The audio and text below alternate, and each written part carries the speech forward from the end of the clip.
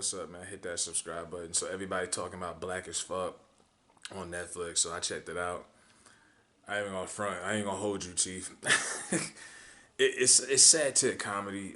Kenya Barris, the dude who wrote Blackish, he wrote it. So that's why it's called Black as Fuck. You know, Blackish. Then they did Grownish. Then they did another spinoff coming out, Mixish.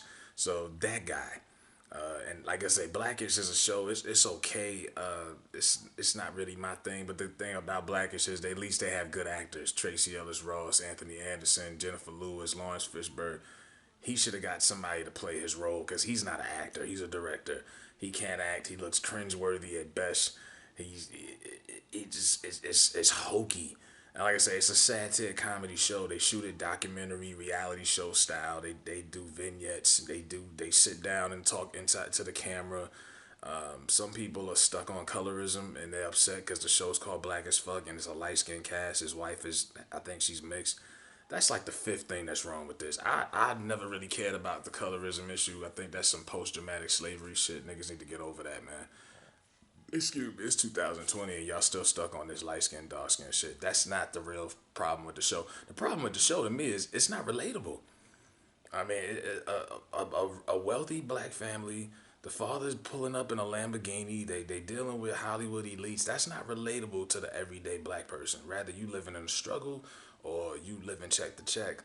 You know, you look at the data and how little bit of wealth black people have. That this show is not a reflection of black America at all. It's nothing relatable. I don't know anybody's father who owns a Lamborghini or a fucking Bugatti. You know what I mean? There's nothing relatable about the show. It looks like another form of escapism. Let's look at these people and aspire to be like them and dream and live vicariously through their lifestyle. It's not relatable. And in the past, you've had shows, black shows, where they, were rich. The Jeffersons, made it. But you've seen their come up. You've seen them go from living next door to Archie Bunker to moving to the Upper East Side. Fresh Prince, Uncle Phil and Aunt Viv was living rich. They was living it up in Bel Air. But with Will, the Will character made that show relatable. Will being from the hood in Philly, wearing his hat to the side, was swagged out, turned the uniform inside out. Will made the show relatable for niggas in the hood. So if it wasn't for Will, that show wouldn't have lasted a whole season. Because if you really look at the older episodes of Fresh Prince, Will, especially Uncle Phil, he was real fucking uptight. And they made him more laid back and easygoing so his character could be more relatable. So there's ways where you can do this, even though I'm not really crazy about these shows where they try to make it seem like black people are doing that great. But you have to make some relatable characters. There's no relatable characters in this. And shout out to J Rock, because J Rock had the theme song for Win, Win, Win, Win is the theme song for this. But we ain't really winning out here like that. I wish we were. And pause for a second. Rest in peace, Gordo, man. Fred, the godson, man, from the Bronx, man. Rest in peace, man. Y'all gotta take this corona shit seriously, man. This shit is really hitting home. But back to this show. Yeah, this shit is cringy, man. Like I said, it's subjective. Everybody's got the, what you think is funny might not make me laugh at all. But I just didn't find it funny or relatable. And the one part of the show that really bothered me, it was a scene where they did like a Skype video session, and it was Will Packer, I believe, Issa Rae, Kenya Barris, Ari, basically all of the hot black directors in Hollywood outside of Tyler Perry, and they were all kind of like being sarcastic, making fun of all of their criticisms that they get from the conscious black community.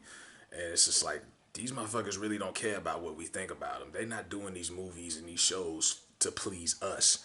They just doing it to get the bag and please the people who sign their checks, who don't look like us.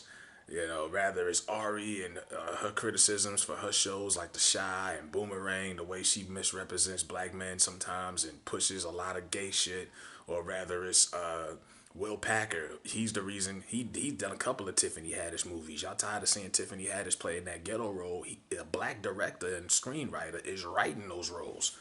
Same thing with Love and Hip Hop. You don't like the way they treating black women? It's a black woman who directs and started that show, Mona Scott. So, and Tyler Perry, speaking to him, he was on Expeditiously with T.I. and he was like, yeah, I just got tired of wearing that dress. I got tired of the character. A lot of us, we had been begging him to take off that dress for the last 10 fucking years. He didn't stop wearing the dress and the wig because of us. He got tired of it and he had secured the bag. He was securing the bag for the last 20 years with that Medea gimmick, doing stage plays across the country, movies every year, TV shows. You know, once he got his studio up and running and he was set, he said, fine, I'm done. You know, I just get the sense black directors, a lot of them don't really go out of their way to please us as a culture or to represent us or pay homage to our culture. They think it's a fucking joke. That's why they put Tiffany Haddish on the red carpet at the Met Gala last year with a bag of chicken. It's a joke to them. You know, now when Martin Scorsese, an Italian director who does movies like Goodfellas and Casino and Raging Bull, when he does his movies, if anyone's gonna relate to it, understand it, and appreciate it, it's his people, Italian Americans, Italian people. He traces his roots all the way back to old Italy. He does it for his culture. Latinos do it. Everyone tends to do it, but our people just like fuck it. We just gonna chase the bag, and we don't really care what you niggas think. Long as we got the black sheep, and when I say black sheep, I'm not talking about like the oddball in the family. I'm talking about black people who are sheep. As long as we got those few sheep fucking with us, we good. We don't care. We don't care about what the niggas that read think. We don't care about them niggas, what they think. Them niggas' opinions is irrelevant. They read and they got a little bit of common sense. We don't care about them. They don't try to please us. It's like they go out of their way to try to, almost like they go out of their way to try to fucking bother us with extra shit that they know we don't care for. So yeah, that was the scene in the show that bothered me when you had all of the directors, you know, trying to rub it in that yeah, we know that a lot of y'all don't like what we do, but fuck it, we getting paid and y'all don't sign our checks anyway. So if we gonna do what we want to do, fuck you. You know, that was my problem with this show. On top of it just being unrelatable and just borderline cringy. And like I said, I couldn't even get through half of these episodes. I'm sitting here like, what the fuck am I watching? Like this is a million things to watch on Netflix. This shit is not that. It's not worth your time. I mean, I know a lot of people got a lot of time right now. I don't, but nah, I'm not wasting. What, a 7 episode? I'm not wasting. No. So I'm not even gonna give this show a rating. It's just a little small review, but I wasn't feeling it personally. It just wasn't my type of thing that I would get into, and I want to. At first, I was feeling kind of guilty, like, damn, I don't want to bash a black show. I don't want to, but fuck it, content is content, man. And I gotta call it how I see it down the middle. This shit was not that good. It wasn't good at all. It's not relatable. It's not informative. I don't even know what the purpose of the show is. You know, Netflix is just giving niggas shows at this point. You know, everybody get a show. Like Oprah was giving out cars. You get a show. You get a show. I'm like, what the fuck? The Blackest Show, and that's another show. Like I said, good acting, but it's not really relatable to the everyday struggle, everyday black people. Like the best black shows to me were the shows where it was a reflection of modern day black people who went to work and you know did their thing. Rather it was Good Times or Rock, Martin and Gina, whatever. You know, make the shit relatable to the everyday person. You know, I don't see how the everyday black person can relate to this shit at all, whatsoever. And that's all I'm gonna say about that, man. I'm out, man. Y'all fucking, if y'all want to watch the show, y'all go ahead. But you know, it's not a hateful bone in my body. I'm not hating whatsoever.